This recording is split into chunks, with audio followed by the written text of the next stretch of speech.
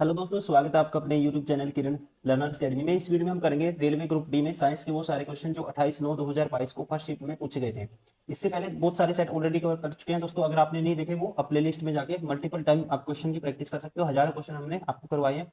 अभी स्टार्ट करते हैं ये वाला set 28/9/2022 first shift. Question number 1 है, what is the value of X and Y in the following chemical equation. देखो कैसे करते हैं इस क्वेश्चन को। अगर मैं ऑप्शन उठाता हूँ, देखो सब में मोस्टली टू है तो टू उठाता हूँ दोस्तों। यहाँ पे टू पुट करेंगे तो पी भी कितने होंगे, टू हो गए। राइट साइड क्या है तो पी भी दो रखने पड़ेंगे। तो इसका मतलब वाई की वैल्यू क्या होनी चाहिए फिर, एक्स बराबर है टू, वाई बराबर है टू, वाई बराबर है टू हो जाएगा। अब ऑक्सीजन दो हो गए, यहाँ ऑक्सीजन ऑलरेडी दो है। ठीक है, कार्बन क्या है, एक है, तो यहाँ कार्बन एक रखना पड़ेगा। तो जेड की वैल्यू क्या रखनी पड़ेगी, एक रखनी पड़ेगी। ऑप्शन पहले ही क्या हो गया, करेक्ट हो गया। Option first is correct. Question number 2, respiration reaction in humans is an example of. तो ये एग्जांपल होता है, ध्यान रखेंगे आप। ऑप्शन 4 एक्सोथर्मिक रिएक्शन का। इसमें क्या होता है दोस्तों, एक्सोथर्मिक रिएक्शन में हीट है जो वो क्या होगी, लिबरेट होगी। ठीक है ना, ध्यान रखिए आप। ये किसका एग्जांपल है, respiration in human exothermic reaction का। Question number 3, at what pH level does tooth decay start. ठीक है, टूथ डीके स्टार्ट कब होता है, पीएच किस, पीएच के किस लेवल पे होता है। तो इसका राइट आंसर होगा, ये होता है बिलो 5.5 पीएच पे दोस्तों। Option first is correct. Question number 4, which Which among the following is not change noticed among children who enter teenage boys and girls। कहता है किशोर आयु में प्रवेश करने वाले बच्चों, लड़कों और लड़कियों में इनमें से कौन सा परिवर्तन दृष्टिगोचर नहीं होता। ठीक है, तो पहला कहता है air growth is seen in all parts of the body. दोस्तों पहले ही क्या है, करेक्ट है। शरीर के सभी कहते हैं हिस्सों में बालों की वृद्धि दिखाई देती है। इसमें कोई जरूरी नहीं है दोस्तों। ठीक है, सभी हिस्सों में जो वृद्धि है बालों की होगी, ये कोई जरूरत नहीं है। तो यहाँ पे ठीक है, that is not change noticed among the children who enter teenage. पहला ऑप्शन क्या होगा, करेक्ट होगा। सेकंड कहता है हेयर ग्रोथ इन सम। ये कहता है कौन सा नहीं है, तो ऑप्शन तो हमारा ठीक हो गया, क्वेश्चन तो हमारा ठीक हो गया। ऑप्शन 1 होगा। ठीक है, hair growth in some part of the body, ये तो दोस्तों होगा। सम डेवलप पिंपल्स, ये भी होगा। Skin in many becomes oily, ये भी होगा। लेकिन ये कोई जरूरी नहीं है। Option first is correct. Question number 5, three resistors, each resistors 2 ohm, 3 ohm, 5 ohm are connected in a series to battery of voltage V.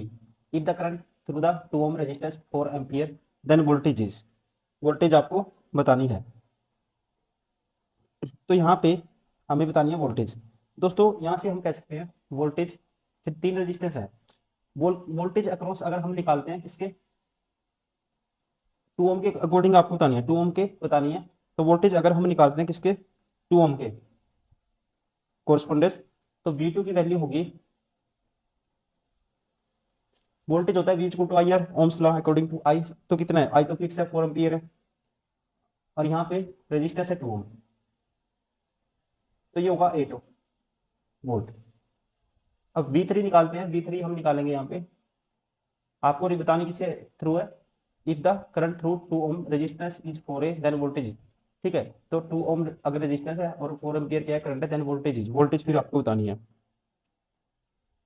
अब 2 ओम के हमने बता दिया, 2 ओम अगर रेजिस्टेंस है 4 एम्पियर तो वोल्टेज V2। ठीक है, 2 ओम के कोरस्पोंडेंस कितनी होगी दोस्तों, V2 होगी 8 वोल्ट है।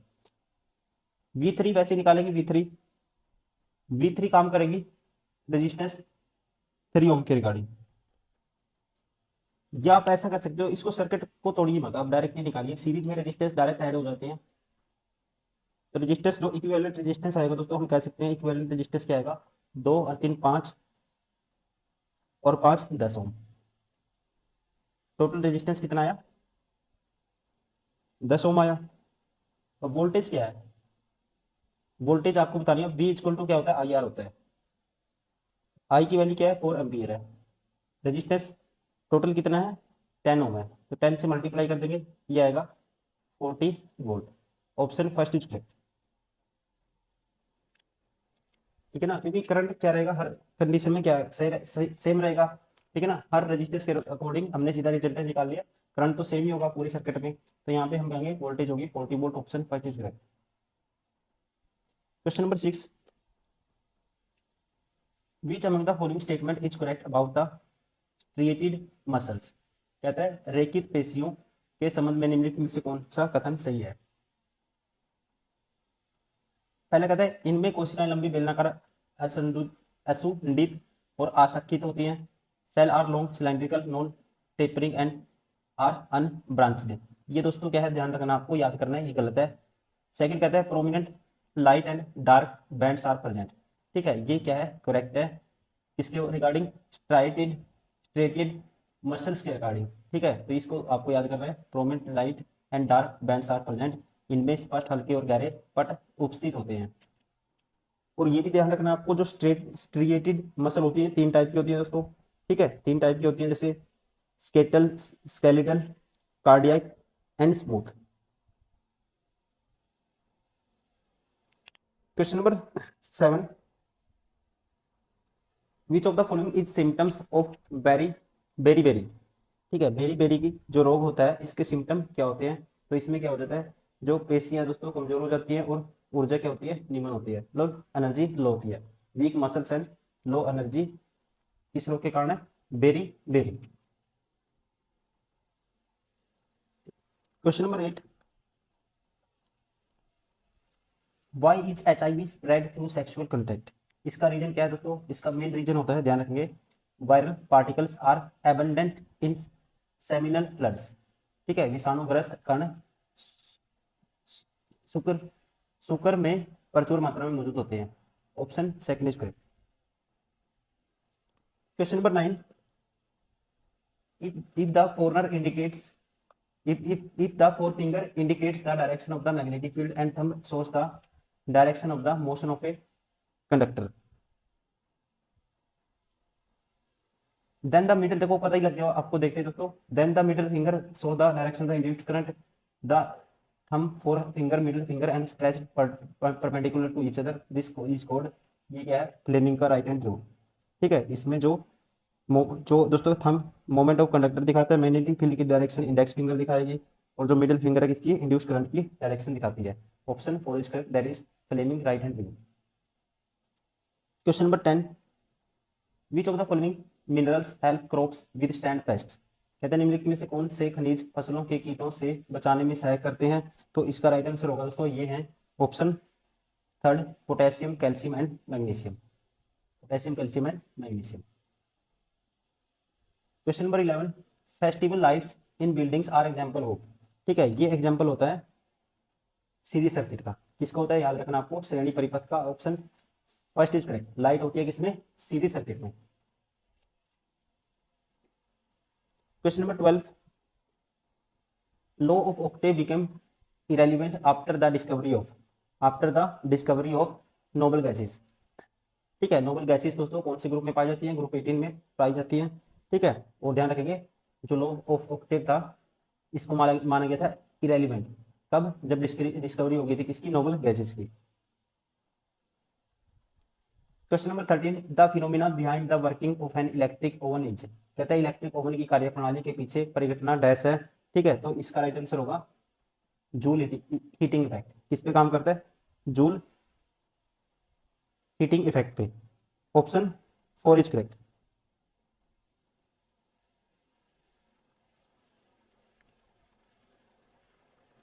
Question number 14, which of the following allotropes of carbon is a good conductor of electricity. इसका राइट आंसर होगा ग्रेफाइट इज एन एलोट्रोप, ध्यान रखेंगे, of carbon conducts electricity. Option 3 is correct. क्या नाम है दोस्तों, graphite. Question number 15, which of among the following या which of the following is example of combination reaction between two compounds to form a new compound। Combination में reaction में क्या होगा, 2 compound मिलके एक बनाएंगे। ठीक है, that is called combination reaction. और इसका जो एग्जांपल है इसमें ये है फॉर्मेशन ऑफ कैल्शियम हाइड्रोक्साइड। क्या है दोस्तों, formation of calcium hydroxide is a example of combination reaction. ठीक है, क्या बनेगा, कैल्शियम हाइड्रोक्साइड बनेगा। और ध्यान रखिए, ये इसमें ये एग्जांपल है एक्सोथर्मी का रिएक्शन, जो एक्सोथर्मी रिएक्शन है दोस्तों उसका एग्जांपल भी है, क्योंकि इसमें जो हीट होगी वो क्या होगी, लिबरेट होगी। Question number 16, the normal adult human being produces dash millilitre per day of urine daily.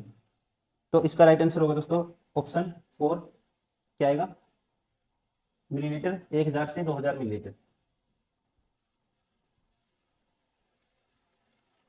Question number 17, the thick white and yellowish cloud of the planet Venus and made up of which of the following acid. कहता है शुक्र ग्रह के गाढ़े सफेद और पीलापन के लिए हुए रंग के बादल इनमें से किस अम्ल से बने हैं। ये बने होते हैं, ठीक है। इसका राइट आंसर होगा कार्बन डाइऑक्साइड ऑक्साइड, वो तो ऑप्शन में नहीं है, और and sulphuric acid H2SO4, option first is correct. Question number 18, a concave mirror of form a real image of 3 times the size of the object on screen. The object and the screen are moved until the image is 6 times the size of the object. If the shift of the screen is 39 centimeter, then the focal length of the mirror is। यहाँ पे देखो magnification की value given है, starting में कितनी है दोस्तों, 3 है, फिर 6 है, और डेल बी की जो शिफ्ट किया है कितना है, shift of the screen is 39 है। तो यहां से हम निकालते हैं इनिशियल मैग्निफिकेशन क्या है, m1, मैग्निफिकेशन होता है माइनस v1 बाई u1। तो यहां से दोस्तों मैग्निफिकेशन, ठीक है, कॉन्केव मिरर है, ये होगा -3 माइनस के v1 बाई u1। v1 की वैल्यू आएगी यहाँ से, शिफ्ट ऑफ द स्क्रीन क्या होता है, v1 minus v2 del v, ये हमें फाइंड आउट करना है पहले।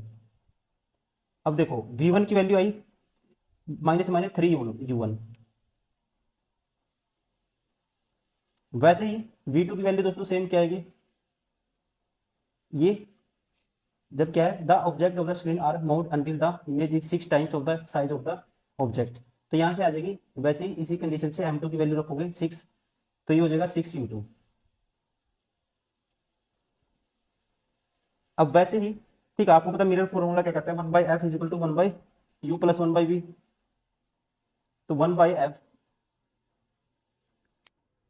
1/v प्लस 1/u, और v की वैल्यू रख दोगे 1/ ये वाली, तो 1/u1 प्लस 1/v की वैल्यू रख देंगे 3u1, ठीक है। ये आएगा हमारे पास, एलसीएम लेंगे सभी का, 3u1 आएगा, और ये आ जाएगा 1 और 3 4, 4/3 कह सकते हैं u1। ऐसे 1/f फिर निकालेंगे 1/u2 पर, ये तो v1 प्लस u1 करा है हमने, फिर 1/v2 प्लस u2 करेंगे दोस्तों उसके कंडीशन में, तो सीधी वैल्यू आएगी जो हमारी 1/f की वैल्यू आ जाएगी सेम। अब की बार 1/u2 प्लस 1/6u2, v की वैल्यू क्या है, 1/v2 क्या है, v2 है 6u2, तो ये आ जाएगा सेम, ठीक है। 6 एलसीएम आ गया u2, और ये हो जाएगा 6 और 1 7/6 7/6u2। यहाँ से u1 और u2 की वैल्यू निकाल लेंगे। u1 की वैल्यू आ जाएगी, हम कह सकते हैं डायरेक्ट क्रॉस मल्टीप्लाई कर देंगे, u1 की वैल्यू डायरेक्ट आएगी f की टर्म में, ठीक है। क्या आएगी, क्रॉस मल्टीप्लाई करेंगे 4 क्रॉस मल्टीप्लाई, ये u1 ऊपर आ जाएगा दोस्तों, ये हो जाएगा 4/3f। u2 की वैल्यू सेम ऐसे ही क्या आएगी, ये आ जाएगी 7/6f। अब देखो u1 पता लग गया और u2 हो गया।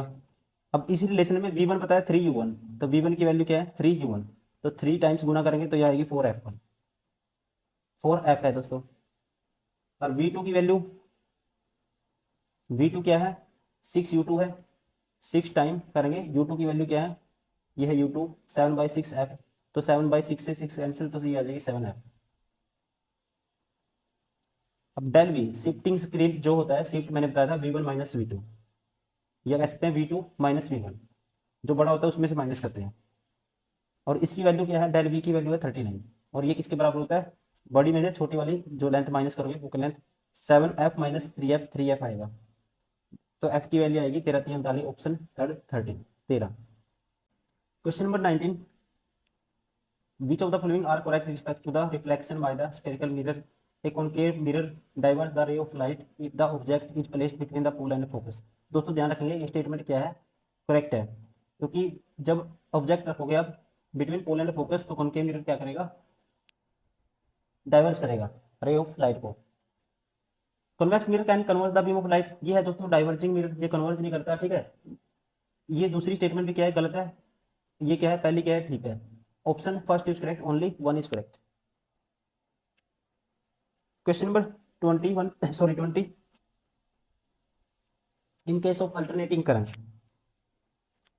कहता है direction of the current changes but magnitude is constant, ये गलत है दोस्तों। Direction of the current as well as magnitude changes with time, ये ठीक है, ठीक है। ध्यान रखेंगे अल्टरनेटिंग करंट के केस में, एसी केस में क्या होगा, current changes its magnitude and direction eight a regular interval, तो right answer of option second.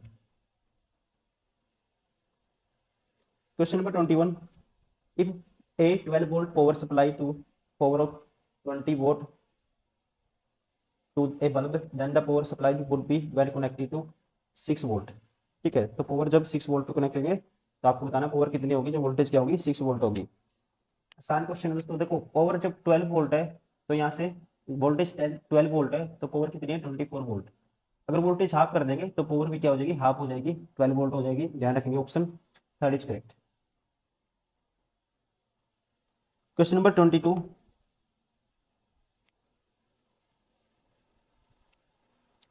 a ray of light traveling from medium A to B, incident ray makes an angle 75 degree with respect to the normal and the refracted ray makes by angle 40 degree with respect to the normal. The refractive index of the medium A relative to the medium B is, तो यहाँ से दोस्तों ये आएगा, direct मैं करता हूँ, ये होता है साइन एंगल ऑफ इंसिडेंट बटे में साइन एंगल ऑफ रिफ्लेक्शन।